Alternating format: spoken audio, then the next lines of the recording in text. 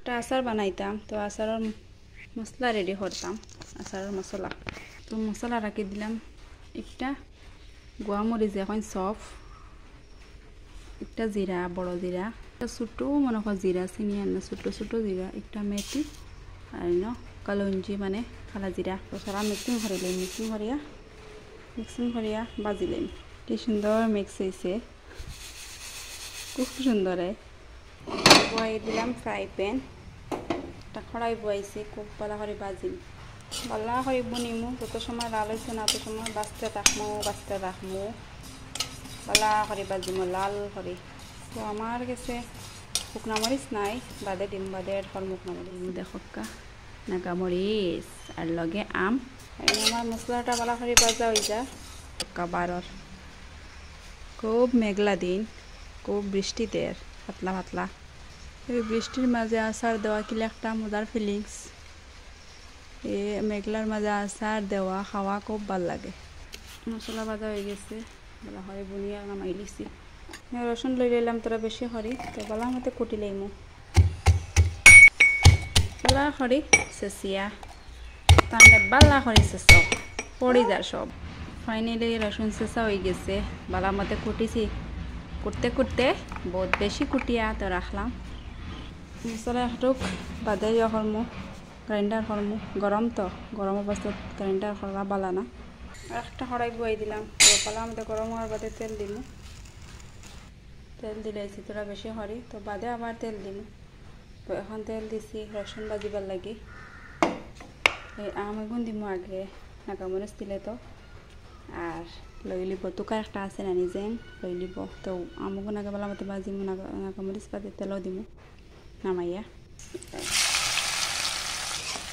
ভালো করে লাল হওয়ার বাদে বাদে আম দিমু। বাঁচতে বাঁচতে বাঁচতে বাঁচতে বেশ করে বাজিয়া বাদে আম ছাড়মু।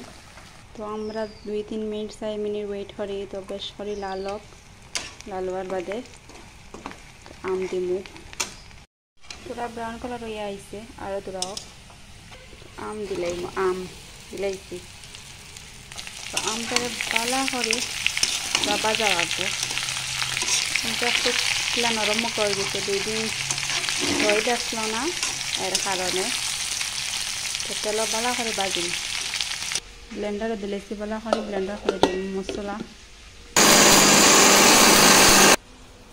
ব্লেন্ডার করে লিছি, তোরা আস্তা রয়েছে, অসুবিধা নাই।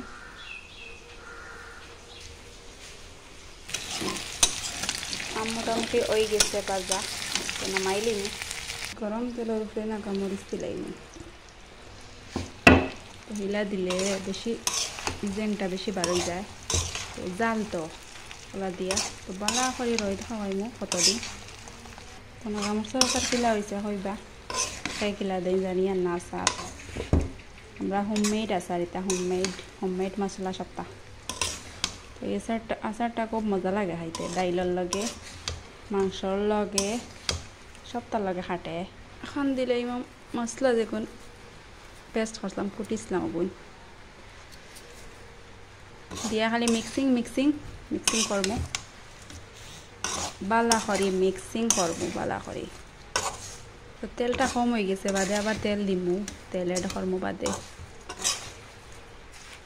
মরিচের গুঁড়া তুরা দিলাম কালার হইবার লাগি, তো কালারটা সুন্দর।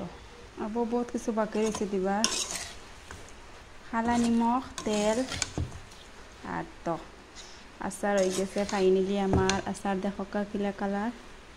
সারা বছর খাইমু, সারা বছর রাখিয়া তৈমু। একটা খালা নিমখ দিলাইলাম, আরও দিতে লাগবো। তো বাকি আছে ভিনেগার দিমু। আমার ফাইনালি আচার রেডি হয়ে গেছে।